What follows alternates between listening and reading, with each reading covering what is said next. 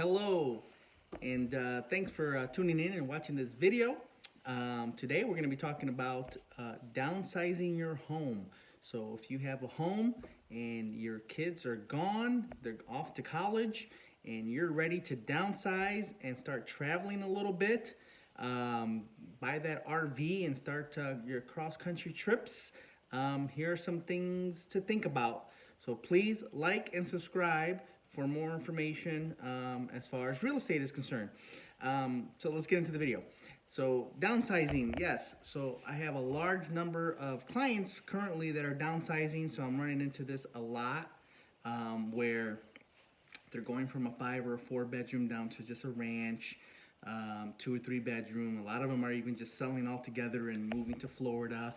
I know of a client that selling his home, buying a brand new RV. They're gonna be just, living on the road, living the dream, as they say. And I think they have some family throughout the country, so they'll just stop and spend a couple of weekends and nights there, as they like to do it. Of course, everyone is different. Every situation is different, and that's okay.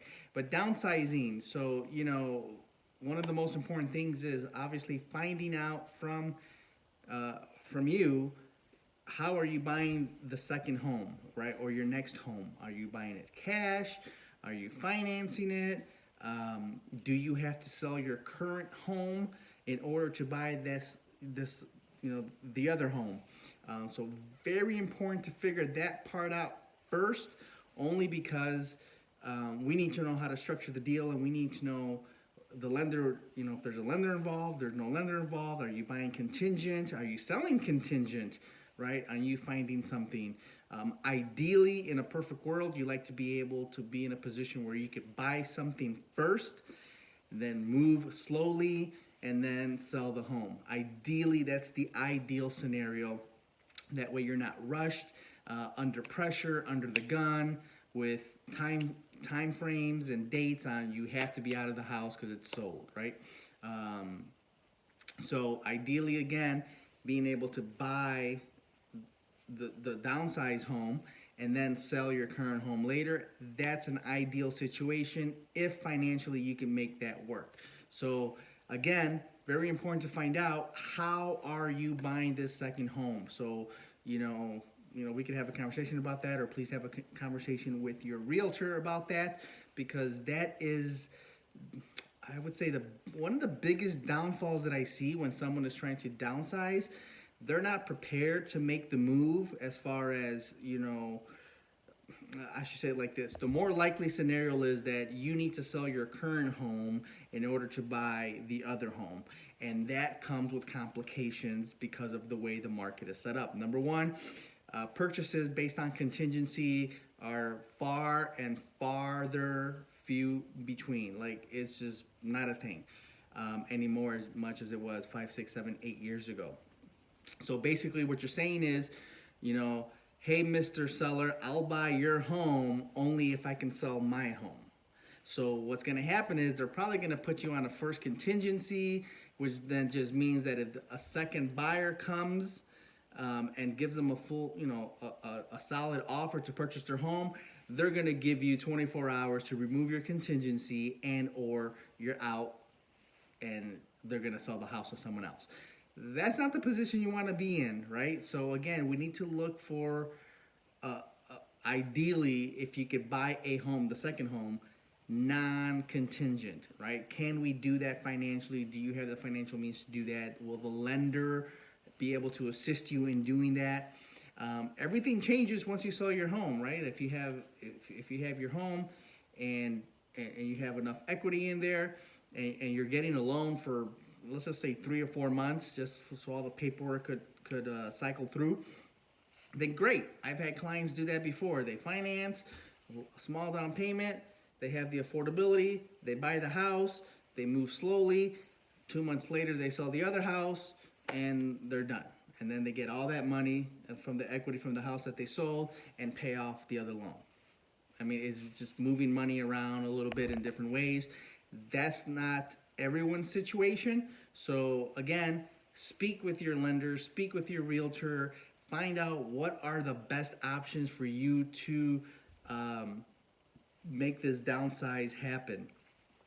So I mean, again, even in the scenario that you own your home free and clear, how are you buying the second home? So again, even if you don't owe anything on your home, how are you buying the second home, right? Because the seller of the second home, needs to know. So that's where the issue may come in when you're trying to buy contingent, saying, I'll buy your home only if I can sell my home. So lots of sellers don't like to hear that. And if you were selling a home, you wouldn't want to hear that either, right? If someone came up to you and said, hey, I'll buy your home only if I can sell mine. And if I can't sell mine, then I can't buy yours. And the downside to that is that you just, unfortunately, days off market, we have to put it in the computer system as pending, or contingent.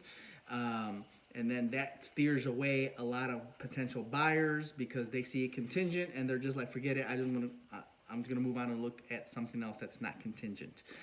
Doesn't matter what the contingency is. They just see that in the MLS and they're off to the next. So very, very tricky. There is a thing called a bridge loan. Not too many lenders do it. Not too many people know about it. Not too many realtors even understand it. But if you're able to find a lender, I have one that will help you buy the second home, and then you could sell your home, and then all they do is they do a loan modification of the first home. So let's take $100,000 of equity, and then you put it as a down payment towards the home that you just bought, and then your payments, obviously come way down, obviously. So that could be an option for you as well. But again, really just depends on your financial situation, and really depends on do you have the affordability to make that type of transaction, type of move, and only the lender will be able to tell us that, right? So downsizers, it's possible. You can make it happen. Don't stress yourself over it. I feel like most people stress so much about it that they don't do it because they don't have a solution to their problem, and they just end up staying in the bigger home for longer. There's ways to do it. You just need to have a plan in place. You need to have a lender that's willing to assist you with what you're trying to accomplish. Again, whether you're downsizing to a small ranch or you're buying a condo, if you're buying even if you're selling your house here in Lafayette and you're moving to Florida, same issue. How are you buying the home in Florida, right? You're not going to buy a contingent on you selling the home in Indiana. They may not accept your offer, especially in Florida. That market is super crazy as well.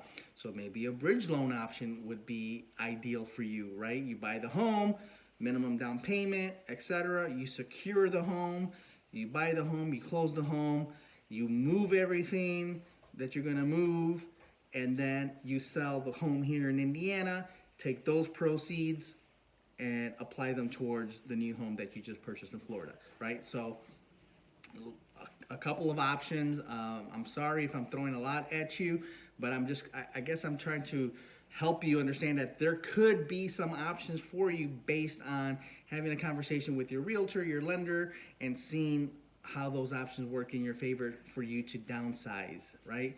Now, the worst case scenario is that you don't have the financial means to make that type of a move, as discussed earlier. And then what you want to do then is have a plan B, right? So if we must sell your current home because you need that equity to purchase the other home, and you just can't maneuver it any other way, then what we need to do is we need to sell your current home, and then you need to have a plan B of where you're going to stay, living with someone, a family, a friend, for a couple of months until you find another home that you'd want to buy. So I see a lot of people do that, right? So mom and dad sell their house, they go live with daughter and son-in-law for literally 30, 45, 60 days, and then they're off to the house that they just bought anyway. So you just need a little stopgap in between. So you can certainly make something like that happen. The other thing is, you sell your current home. once it's physically sold, once it's physically under contract and we're closer to a closing date, right? We're past inspection, we're past appraisal, so we know this deal is not going to fall apart, and we're right on schedule to close. Then maybe at that time we could start looking at homes and even put an offer in and say, hey, yes, I'll buy yours contingent on me selling mine. However, I'm closing on mine in a week, right? That's a big difference versus I'll buy your home if I could only sell mine and yours is not even on the market yet. So it's a different approach, and maybe if the home hasn't been on the market for like less than 2 weeks, then maybe they'll be a little bit more flexible to work with you based on your contingency, even though closing is only a week away, 10 days away, right? So that's a different scenario. However, the only thing I would caution you on that is that then you're just under the gun and making quick decisions because your closing is in like 10 days and you're just trying to jump into the next house, and you pick the first one, the first couple of homes you see because you're under the gun, right? And you don't want to put yourself in that position. You want to have the time that you need to look at some homes and find the one that's best going to fit your needs for the upcoming years, right? So not highly recommended, but I mean, and even if you did that scenario, think about it. You close in 7 days, and you jump, we jump and buy another one. It's still gonna take you 30 days minimum to close on the other home. So you're gonna be homeless for 3 weeks. So where are you gonna live for 3 weeks? You got to get your furniture out. You got to get a storage unit. All sorts of different things that need to happen for you to then wait your 3 weeks to finalize the purchase on the second home, or the new home, I should say. So lots to consider, lots to talk about, lots of different 2 or 3 different options that you may have. I highly recommend that you touch base with your local lender, touch base with your realtor. If you have any questions for me, I'd love to help. Please let me know how I could help. My information is below. The easiest and best way to get a hold of me is via text message. That way, if I'm in a meeting or on the phone, I don't have to be disrespectful to the other person and not answer the phone and then obviously send you to voicemail. I don't want to do that. So the easiest to do is just text me. I can reply, almost quickly. And then at that point I could say, hey, I'm free in 15 minutes. Let's get together on the phone, and then we could chat about it.